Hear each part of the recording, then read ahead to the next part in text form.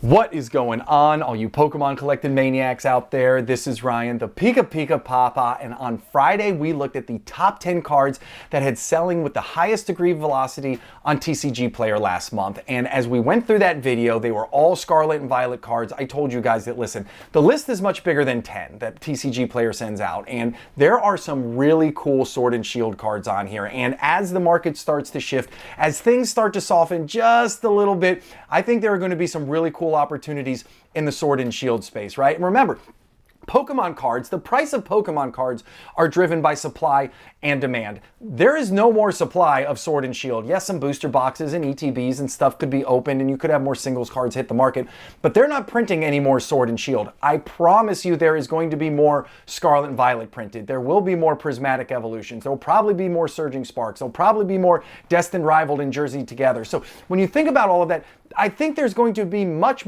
more Scarlet and Violet printed, but I know there's not going to be any more Sword and Shield. So today, when we look at these 10 cards that have sold with the highest degree of velocity on TCGPlayer last month, specifically from the Sword and Shield era, I think there's some really cool opportunity in here. Now, again, this is a video series we used to do every single month in 2023 and 2024, and we had all kinds of cool stuff. Like on the left, you'll see the graph of the booster box or the Elite Trainer box that it comes from. Then you'll see the card pricing. I used to have this star system, which would show you how many months in a row a card had been on the list. And then we started to notice that cards that were on the list 3 or more times had this outsized growth rate compared to cards that only made it on the list once or twice. So we started to denote them as we went through the video series. But then in 2025, they stopped sharing the information. However, obviously, as you can tell, they have started sharing it again. So hopefully they continue to do it. We'll start putting stars and heroes and all of those things moving forward. But today, it just is what it is. We're going to look at the 10 Sword and Shield cards that have sold with the most velocity on TCGPlayer last month. And I promise you, there's some stunning cards on this list. Like the #1 card is one of my favorite Sword and Shield cards of all time. And I cannot wait to get there, and I can't wait to tell you all about it. But before we get into the list, as always, I got to give my selfish plug. If you're getting into this, if you're having fun, we do stuff like this all the time. So hit that subscribe button or give us a thumbs up. Those two small things go a long way in helping my small channel out, and I really appreciate it. So with the very first card on the list, we're going to kick the door down and start off with an absolute stunner, and that is the Rayquaza from Silver Tempest. This is a trainer gallery card, and in the world that we're in right now, where booster boxes are darn near impossible to find, we frequently forget that Silver Tempest booster boxes were available at the Pokemon Center like midway through Scarlet and Violet. They were available for so incredibly long. At one point, I started to think that they just printed it into the ground, like that there was no end in sight. But finally, it sold out, and we've started to see what the booster box and these singles cards are fully capable of. So you see the booster box is all the way up to $270, which I think is a really great price point for it. And then this card right here, it's popped all the way up to $77. And Rayquaza is one of the biggest names. Silver Tempest, you know, it's not going to be the biggest set from the Sword and Shield era, but it's certainly not going to be in the bottom third or either. You got that Lugia alt art at the very top, which is absolutely stunning, wildly popular Pokemon. Awesome artwork. Like then you got Rayquaza in here. Like you have enough going on that the set is going to do really well. And when you think about $77 for this card right here, like you're not going to have many more of these. Like you'll have some that are ripped and into the population, but again, they're not going to be printing any more Sword and Shield. So when you think about a lot of the Scarlet and Violet cards that are sitting at $77 right now, I think there's a lot more of those to hit the market in the future. So this could end up being a really great price from a really awesome card from a really solid set in the Sword and Shield era. Next one on the list, you know how much I love Pikachu and how much I love Lost Origin. Everybody thinks of Lost Origin and that Giratina at the very top, but we frequently forget there's a lot of other awesome cards in Lost Origin. There's actually some really cool trainer cards in there, and then you have 2 different Pikachu cards, which are fantastic, and then you've got that Gengar trainer gallery card, you've got the Charizard, you have another Pikachu trainer gallery card. Like there's a lot to love about Lost Origin as a whole, and I think that's why you see the booster boxes all the way up at almost $400, at $390. Now, again, this card right here, it's at $61, which nothing to shake a fist at. That's a pretty expensive Pokemon card. But if you look where the price was about a year ago, I mean, this was a $48 card. So you're paying about $12 more now versus where it was 11 months ago, right? Where it was sitting at 48 bucks. And again, the supply, there's just not going to be a ton more of these that are going to be hitting the market. So these are the type of cards that I get really excited about. Obviously a wildly popular Pokemon in Pikachu. Obviously one of the top sets in the Sword and Shield era in Lost Origin. I'm not worried about another reprint hitting the market. So lots to love about this card. And I think that is a really approachable price point at $61.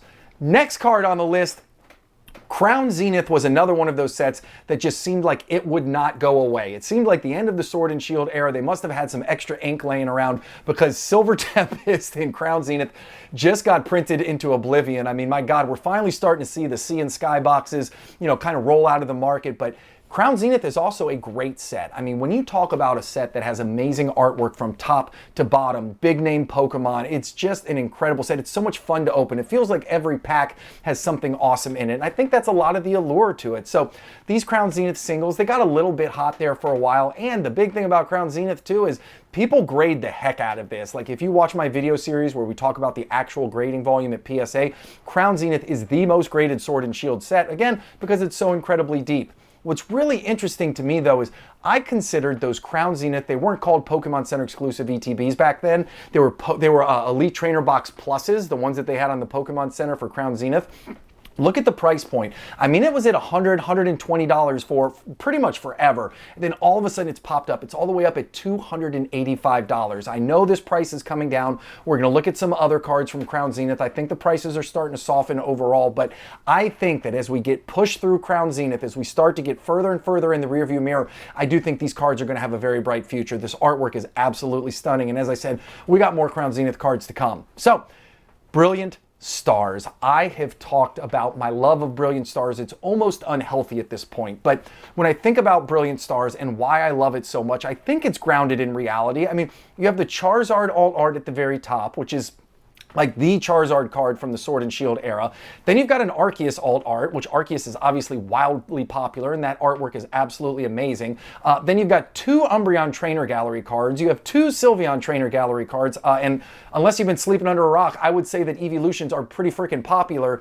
And then when you look at the booster box price for Brilliant Stars coming in at $290, it's just a tick above Silver Tempest booster boxes at $270. And I don't know, I still feel like Brilliant Stars is undervalued. Maybe I'm wrong. It certainly doesn't matter what I think. All that matters is what the market thinks, but I'm a big fan of Brilliant Stars, and this Umbreon card is a big reason for it. I love the artwork. I love how she's just sitting there chilling with the Umbreon. And again, it's really hard to bet against Evolutions right now. Now, this card has already gone through a massive upswing. It's on the process of coming down right now, but I mean, can you imagine? Not long ago, this was a $35 card. Now it's sitting all the way up at $71. Just incredible what's been going on in the Evolution space as of late.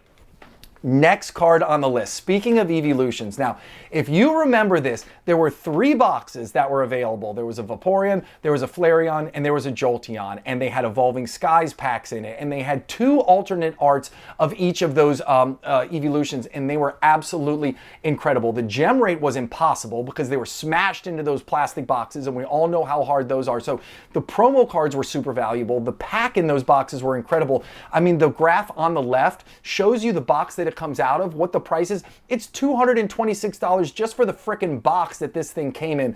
It's incredible. So to see this card selling with such a high degree of velocity on TCGPlayer really goes to show you, these Black Star promos, it's not that they're not popular further into the future, but you rarely see them featured this far after they come out on a list like this. So that just goes to show you how crazy popular those boxes are in these promo cards. And that really is a stunning Vaporeon card right there. Like, I love the artwork. I think it's great. I have probably, and this is not an exaggeration because I was trying to get these in PSA 10s, I probably own no less than 15 copies of this over the last 3 years. Now, I only have 2 in PSA 10, but it certainly was a very worthwhile effort to go through it and try and get them. I just had a feeling they were going to be great in the long run, and I'm really, really happy to have those cards in the personal collection.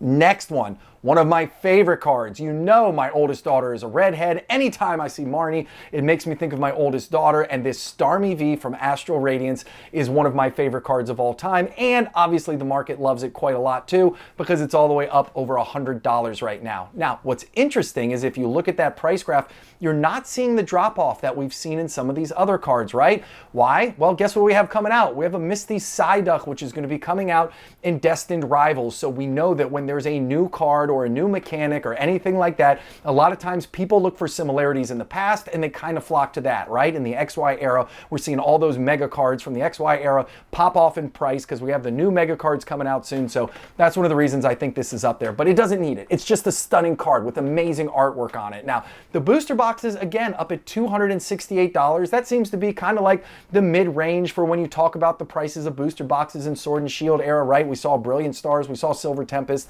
we now see Astral Radiance booster boxes there, but It's not about booster boxes, it's about the artwork of this card, and it's absolutely stunner. Love this card. Next one on the list. This is a card back in 2024 and 2023 when we used to do this video a lot, right? This Charizard from Celebrations Classic Collection was on the list all the time, but we never really saw it change much in value. For whatever reason, this was a $60, $70, $80 card no matter what happened, no matter the degree of velocity. Obviously, the artwork is a throwback to the greatest of all time, but it's interesting now. If you look what's happened over the last 4 or 5 months, the price has gone up to that $90 mark, and it's been able to hold its water, so it's going to be very interesting. Again, Celebrations was a set that I don't think they did enough to the artwork to make it as popular as it could be. You can't compare it to 151. I think they were trying to make it a 151 type set, obviously, when you think about the lineup, but they just did it dirty in terms of artwork. So the set has the opportunity, but I just don't think it's going to happen. And also, it was a set that was highly printed. It was printed absolutely into the ground. So it will be very interesting. The other thing that's cool to take note of is, you know, the Celebrations Classic Collection, it's been graded a lot. There's like 18,000 of these, I think, in PSA 10s. And we talk about, you know, the PSA 10 population isn't the end all be all, but it certainly can be something to consider. So keep that in mind when we're talking about this card. But I am excited to see it over 90 to see if it's able to hold that moving forward. Next card on the list. Remember what we talked about with Misty, right? When we saw the Starmie V Trainer Gallery card. Here you go. You got Cynthia's Garchomp right here again from Astral Radiance. And as we said, obviously, Cynthia's Garchomp is something that we've seen here as of late. So people are looking back. People are picking up this card. I mean, this was a $25 card not long ago. It has spiked in price. And another one which just happens to be holding that price level. Will it be able to hold it long time? Is this going to be a momentary, I don't know, like a momentary jump into the excitement around this card because of what's going on? We'll have to wait and see. But the artwork's really cool. I mean, Garchomp's a freaking badass, so I love seeing him on there. And obviously, you got Cynthia chilling with them. So lots of good things in here. Now, the next card on the list, again, we're coming back to Crown Zenith, and you're going to see this card right here follows the same price pattern as the Palkia that we looked at earlier, but we're going to have to wait a bit, in my mind. I think we're going to have to wait a bit. We're going to have to let these kind of cards hit the market. There's still a bunch of these that are being ripped, still a bunch of these that are being sent to PSA for grading. But I think in a year, we'll have a real idea of what these cards are capable of. Again, I don't think this was a short printed set by any stretch of the imagination. I think there is a ton of Crown Zenith out there. And obviously, supply is a big part of the pricing perspective for Pokemon cards. So we're just going to have to see what these cards can do. But when you talk about from an artwork, I mean, who cares what the price is? The artwork is absolutely stunning on this one. Next one, and the final card, and the #1 card that sold with the highest degree of velocity in the Sword and Shield era on TCGPlayer last month, and is absolutely one of my favorite cards in the entire Sword and Shield era, is the Mewtwo V-Star Galarian Gallery from Crown Zenith. I freaking love this card. If you don't remember, if you were watching this channel back in the day, you know that when this was a $40 card, I just kept saying this thing is going to be special. I love this card. It's awesome. The artwork's too great. You got freaking Charizard and Mewtwo that are throwing down from a wildly popular set, from a specialty set at that. Like, it checked every single box. Now, is it going to be able to hold the $100 price point?